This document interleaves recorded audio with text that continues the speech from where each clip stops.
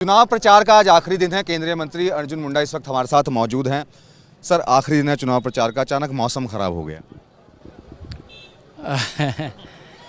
मौसम बिगड़ गया और सारे टेंट उखड़ गए। इसके बावजूद आप देख रहे हैं कि भारी संख्या में लोग यहाँ मौजूद हैं।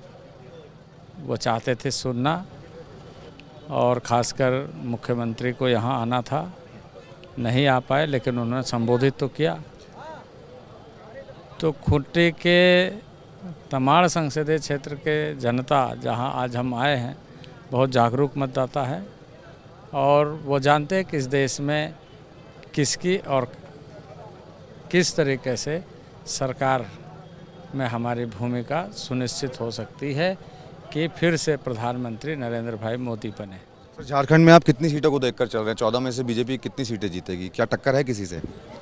देखिए, चुनाव है, लेकिन जनता पर हमें भरोसा है।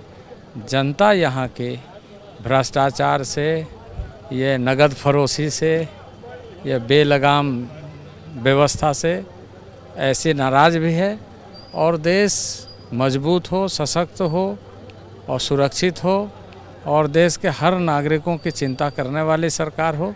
इसलिए चाहते हैं कि नरेंद्र भाई मोदी प्रधानमंत्री पुनः बने और इसके लिए यहाँ से लोग पूरी तरीके से राज्य के सभी संसदीय क्षेत्रों से प्रधानमंत्री के लिए सांसद चुन करके भेजेंगे। सर, चाहे राहुल गांधी की बात करें या उनकी पार्टी के किसी भी नेता की बात करें, तो लगातार एक ही बयानबाजी वो कर रहे हैं कि संविधान खतरे में है। क्यों कह रहे हैं सर ऐसा वो लोग? उन्हीं से पूछिए। ये संविधान खतरे में नहीं है, उसकी राजनीति खतरे में है, इसलिए इस तरह की बातें कर रहे हैं।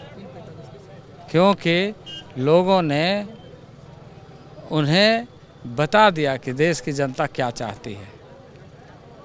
देश की जनता के जनादेश को स्वीकार करने के बजाय देश के जनता के जनादेश को चुनौती दे करके वो इस तरह की बातें कर रहा है ताकि देश में गलतफहमी पैदा हो, देश में मतभेद पैदा हो, देश में चरमपंथी हो, देश में कट्टरपंथी हो और देश में ऐसे लोगों का नंगा नाच हो जो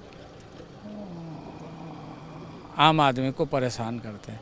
आज देश सुरक्षित है, देश में आतंकवाद की घटना नहीं घट रही है, तो उनको परेशानी हो रही है। सर, एक बात और वो लगातार ये कहते हैं कि दो लोगों को देश बेच दिया सर, और आप भी समझ रहे हैं वो किन लोगों के लिए बात करते हैं। और ये लगातार हर भाषण में बात कही जा रही है, चाहे मल्लिकार्जुन खड़गे हों, चाहे राहुल गांधी हों। पहले ये बताएं कि इस देश में सोना गिरवी रखने लायक स्थिति किसने बनाया था? इस देश का बैंक सारे किसके ज़माने में डूब रहे थे? तो देश को दिवालिया बनाने वाला कौन है? देश को दिवालिया बनाने वाला खुद ही देश बेचने का साजिश कर रहा था ना, देश नीलाम हो जाए। तो ये क्या बात करते हैं? आज देश मजबूत अर्थव्यवस्था है, दुनिया का 5वां अर्थव्यवस्था है, दुनिया का 3रा अर्थव्यवस्था बने, इसके लिए मोदी जी प्रयत्न कर रहे हैं और उसी का लाभ जनता तक पहुंच रही है कि एक आम आदमी को राशन फ्री मिल रहा है क्योंकि इकोनॉमी मजबूत है। गैस का कनेक्शन के लिए लोग पैरवी करते थे कि हमें एक तो गैस का कनेक्शन मिल जाए। एक आम आदमी को गैस का कनेक्शन मिल रहा है, पक्का मकान बन रहा है। तो ये सारी चीज़ें उन्हें नहीं दिखती है, ये सारी चीज़ें भी तो दिखनी चाहिए ना। तो जनता समझती है सारी बातें, खाली टी-शर्ट पहनने से घूम के चलने हो जाता है क्या? सर, अगला सवाल अरविंद केजरीवाल से जुड़ा है। अंतरिम जमानत मिली है, 2 तारीख तक बाहर आ गए हैं और भाषणबाजी जो है उनकी शुरू हो गई है। तो आपको क्या लगता है कि क्या कुछ खतरा है बीजेपी के लिए अरविंद केजरीवाल को? न्यायालय ने दिया है, उनकी शर्तें क्या है? न्यायालय से आने के बाद उनको किन शर्तों पर दिया है? राजनीति करने के लिए कि अपना काम करने के लिए? अब जिस मामले में गए हैं वो कोर्ट को बताए, उसमें कोर्ट को बताए ना, देश को भी बताए कि ये दारू पिला के इस देश का शासन करना चाहते हैं, इसलिए दारू का घोटाला होता है। ये किस तरह का शासन है? किस तरह का शासन है। और यहाँ पर भी वही सारी चीज़ें हैं। ये करोड़ों करोड़ के नगद के बारे में केजरीवाल क्या कहेंगे। एक चीज़ और, अरविंद केजरीवाल ने ये भी कहा कि बिना आम आदमी पार्टी के केंद्र में इस बार सरकार नहीं बनेगी। इस पर आप क्या कहना चाहेंगे? नाम का आम है, बाकी देश की जनता जानती। सर आखिरी सवाल, इस बार कितनी सीटें आएंगी सर बीजेपी की पूरे देश में? हम तो जनता के बीच में और जनता पर भरोसा रख के अब की बार 400 पार के हमने आह्वान किया है और जनता पूर्ण बहुमत के साथ हमें जिताएगी।